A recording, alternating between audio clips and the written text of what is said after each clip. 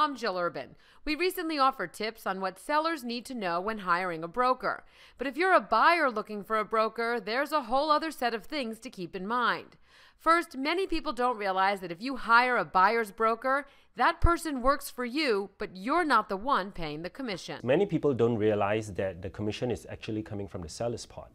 And by using a buyer's broker, A, you do not have to pay the commission, and B, you have someone representing your best interests. Because there's no legal agreement to sign, many buyers think it's okay to work with multiple brokers when buying a home. But it is considered a faux pas to use more than one broker. And Wei Min Tan of Rutenberg Realty says it could also slow down the process. Good brokers in Manhattan would have the expectation that a buyer only uses one broker. And the reason is that it's going to save the buyer time by not looking at duplicate properties.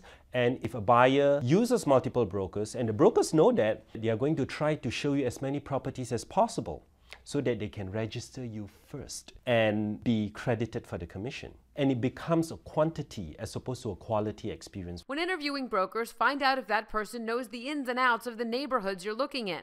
Also, find out if they work more in condos, co-ops, or townhouses. And see if they can offer insight based on personal experience, like do they own property themselves or do they rent? Lisa Reinschmidt is a buyer who says for her, hiring a broker was more than just finding someone to narrow the search and show listings. It was also having a partner who could put together her board package and coordinate with all the players involved in the process. I don't know enough about the process on my own, so having someone to do that whole process for me, take me to the places, find the right place, and then bring me all the way to closing is absolutely necessary for me. If you choose to use a broker, it's key to find someone you can trust and enjoy working with.